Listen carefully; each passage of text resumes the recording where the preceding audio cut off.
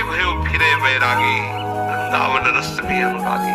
तब तक चिदानंद रस का अनुभव नहीं। गुरुदेव भगवान ने कहा जिसका जितना तीव्र वैराग्य होता है उतना ही उसे भजन का आनंद, भजन की दिव्यता और दिव्य दिव्य विभूतियों का साक्षात्कार उसे होता है। अब उनके तो वैराग्य स्वाभाविक था, भिक्षावृत्ति से जीते बंधु महांती। अब पत्नी भी नाम कीर्तन और भजन। अब इनके हृदय में दृढ़ लालसा हो गई कि मुझे प्रभु मिलेंगे।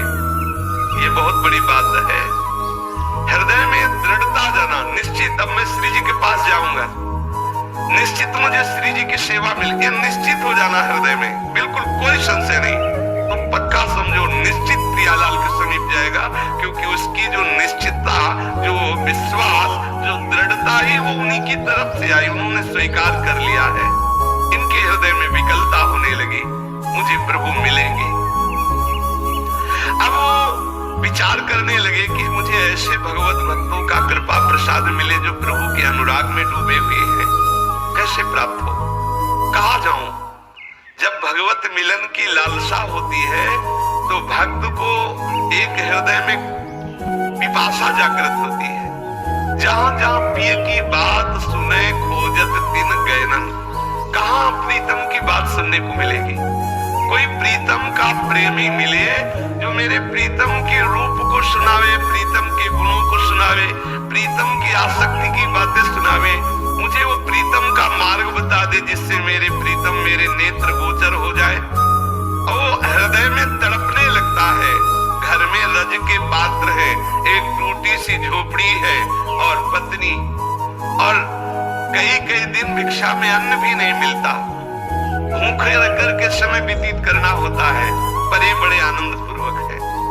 जैसे श्री देवर्षि नारद जी ने कहा कि जरूरी नहीं कि आपके पास धन हो तभी आप दान पुण्य करके भगवत सेवा करके भगवत प्राप्ति कर सकते हैं। देखो हालत है, बिल्कुल धन नहीं है, खाने के लिए भी नहीं है। अब उनके हृदय में ये भी कोई बल नहीं कि कोई उनको सहयोग कर सकता है, कोई उन्हें कर्जा दे सकता है, क्योंकि पता है मूल में कुछ है नहीं।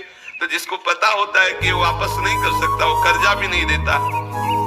उन्होंने अपनी पत्नी से कहा कि भाई मेरा जगत में कोई आदमी नहीं है, कोई स्वजन नहीं कि सहयोग करे, कई दिनों से भोजन भी नहीं मिला, पर एक मेरे मित्र है जो बहुत धनी है, अगर तुम साथ दो और अपने मित्र के यहाँ हम तुम्हें ले चले तो वहां भूखे नहीं रहना पड़ेगा। बहुत धनी है और बहुत कृपालु है और हमारा उनसे परिचय है, वो हमें बहुत प्यार करते हैं, चलोगी हमारे साथ? क्योंकि यहाँ तो कोई अपना है नहीं, इस याजपुर गांव में कोई मुझे प्यार करने वाला नहीं। मेरा एक मित्र है जो बहुत धनी है, मुझे बहुत प्यार करता है, वहां तुम्हें भूखे नहीं रहना पड़ेगा, कोई परेशानी नहीं रहेगी, पर 5 दिन का रास्ता है। हम लोग यदि धैर्य पूर्वक चले तो हमारे मित्र की कृपा प्राप्त होगी, सारी भूख सदा सदा के लिए मिट जाएगी और उसका नाम बहुत मीठा है। यदि हमारा नाम है बंधु महांती तो उसका नाम है दीन बंधु। बहुत कृपालु है, बहुत दयालु है, हमें चलना चाहिए। पत्नी से कहा मुझे इस गांव में नहीं रहना। सती स्त्री पति के अधीन चलने वाली, कई दिनों से भोजन नहीं मिला। उसने कहा 5 दिनों का रास्ता है, कैसे चल पाएंगे, क्योंकि पेट में तो भोजन नहीं है, लेकिन आपकी आज्ञा है, हम जरूर चलने का प्रयास करते हैं। जो समस्त दरिद्रता और दुखों का हरण करने वाले हैं, उन प्रभु के दर्शन के लिए बंधु महांती के हृदय में वेदना हुई और वो अपने नगर से चल पड़े। एक छोटी लड़की भी थी, एक बच्चा, दोनों को कांधे पे बैठाला, पत्नी को साथ लिया और जब बहुत विकलता होती क्षुधा की तो पानी पिला देते या कोमल कोमल पत्ते लाते, अपने बच्चों को पत्नी को देते, इनको खा लो, भगवान कृपा करेंगे, हमारे भी दिन बदलेंगे, धैर्य पूर्वक हमारे मित्र के पास चलो। देखो जो भक्त होते हैं उनको हर परिस्थिति में अपने प्रीतम ही याद आते। जैसे सुदामा जी ने अपनी पत्नी से कहा था, है हमारे एक मित्र द्वारिकाधीश है, बहुत बड़े हैं, आप चिंता मत करो। गए तो देवराज राजेंद्र से भी बढ़कर के संपत्तिवान बना दिया, सुदामापुरी की रचना कर दी। भक्त का जो कुछ भी, जैसी भी परिस्थिति, वो सब प्रभु होते हैं, केवल प्रभु की स्मृति रहती है। आप देखो, कई दिनों से भोजन नहीं मिला, 5 दिन की यात्रा है, पत्नी और बच्चे भूख के कारण चल नहीं पा रहे हैं, तो कोमल कोमल पत्ते लाते वृक्षों पर, कहते खा लो, पानी देते, इसी से काम चला लो। चलते हैं, हमारे मित्र बहुत हमें प्यार करते हैं, वो दुलार करेंगे।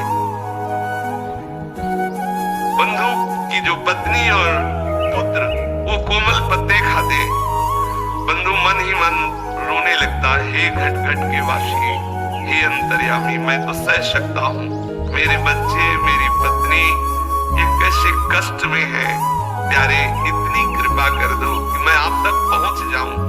ऐसा ना हो कि मैं यात्रा ही न पूरी कर पाऊं, अंदर से वो विकल हो जाता है, बस मुझे प्राण निकल जाए, बस आपके दर्शन करते ही तो कोई परवाह नहीं, लेकिन आप तक पहुंच जाऊं, इतनी सामर्थ्य देना बच्चों में और पत्नी में और मेरे में भी। दर्शन करने की एक लालसा मुझे जीवित रख रही है। मैं मृत्यु के भय से भयभीत नहीं हूं, लेकिन तुम्हें बिना देखे मृत्यु आ जाए तो मुझे अच्छा नहीं लगेगा। एक बार तुम्हें देख लूं, फिर भूख से भी प्राण निकल जाए तो कोई बात नहीं है। अन्न न मिलने के कारण मैं नहीं रो रहा हूं, मैं इसलिए रो रहा हूं कि मैं आप तक पहुंच जाऊं। हे विश्वंभर, जल थल स्थल कोई ऐसा नहीं जहां तुम न हो, मेरे को सामर्थ्य देना। बिल्कुल धन नहीं, देखो खाने को भी नहीं है, लेकिन हृदय में प्रभु के ही मिलन की चाह है। विश्वंभर, तुम्हें पाकर के ही हम धनवान हैं, तुम्हें अपना मान करके ही हम आनंदित हैं। भले हमारे प्राण भूख से विकल होकर निकल जाए, मुझे इसकी परवाह नहीं, एक बार मुझे मिल जाओ, इतनी सामर्थ्य दे दो कि मैं एक बार तुम्हारे दरबार तक पहुंच जाऊं।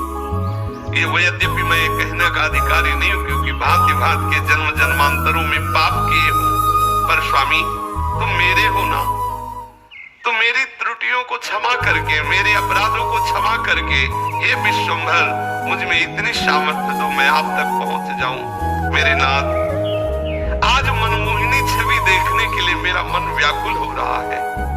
मैं कैसे शीघ्र से शीघ्र तुम्हारे श्री चरण कमलों का दर्शन पाऊं। मैं समझूंगा कि ये जो मुझे परिस्थिति आई है, इस परिस्थिति की कृपा से मिलन की चाह हुई है। मैं इसे ऐसा नहीं मानूंगा कि आपका हो करके ऐसी दशा को प्राप्त हो। मैं समझ रहा हूं ऐसी दशा को प्राप्त हो तभी मैं आपका हुआ हूं, इसलिए ये भी मैं कृपा मानूंगा। हे सुरमुनि वंदित चरणारविंद वाले प्रभु, मुझे एक बार ऐसी सामर्थ्य दो कि मैं आप तक पहुंच जाऊं। वो स्त्री बच्चों को साथ लेकर के, फटे पुराने कपड़े हैं और मिट्टी का पात्र हाथ में है, बच्चों को लिए हुए आगे बढ़ रहा है। परिवार सहित लड़खड़ाते हुए 5 दिनों की यात्रा करके श्री पुरुषोत्तम क्षेत्र भगवान जगन्नाथ जी के धाम में पहुंचा और श्री मंदिर के दूर से दर्शन करके ही भूमि पर गिर पड़ा। मेरे मित्र आ गए, मेरे प्रभु आ गए, और प्रभु का स्वभाव जो जैसे प्यार करता है उसको वैसा ही अनुभव कराते। दूर से ही जगन्नाथ जी के दर्शन करके साष्टांग लेट गया, वहां भूमि में लौट रहा। ओ कृपाल प्रभु के दर्शन हो गए। अपनी पत्नी से कहा, देखो देखो ये मेरे यार हैं, जिनके लिए मैं कह रहा था ना कि मेरे मित्र, ये हमारे मित्र हैं, ये हमारे प्रीतम हैं, ये हमारे दीन बंधु स्वामी हैं।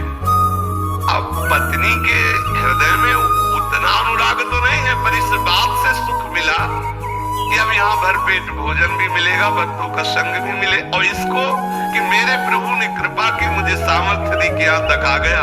अब मैं अपने यहाँ प्राण छोड़ूंगा, अब मुझे यहाँ आनंद मिलेगा, क्योंकि प्रभु के चरणों में प्राण छूटे इससे बढ़कर क्या लाभ। प्रभु का धाम है, सामने प्रभु है, फिर तो प्राण भी छूट जाए कोई परवाह नहीं। अब देखते देखते ही थोड़ी देर दर्शन हुए, सिंह द्वार के सामने आकर आनंद आवेश में मगन है। कौन पूछता है उसको? पत्नी पुत्र फटे पुराने कपड़े एक कोने में खड़े ठाकुर जी को देख रहा है। सिंह द्वार पर बड़ी भीड़ है, बच्चे भूख से व्याकुल है, पत्नी भूख से व्याकुल है। वो भगवान के दर्शन करके खड़ा है। थोड़ी देर में देखा पट बंद हो गए। कोई पूछ ही नहीं ना, कौन पूछे। उसने अपनी पत्नी से कहा धैर्य रखना, मेरे मित्र बहुत लोग आए हुए हैं ना, उनसे मिल रहे हैं। पत्नी से कहा आओ पीछे चलते हैं। मंदिर के दक्षिण की ओर जहां से जगन्नाथ जी के प्रसादी का धोवन जैसे पात्र आदि धोए गए तो वो फेन आदि निकलता है पीछे से, उस नाले के पास गए, उसे पेज नाला कहते हैं।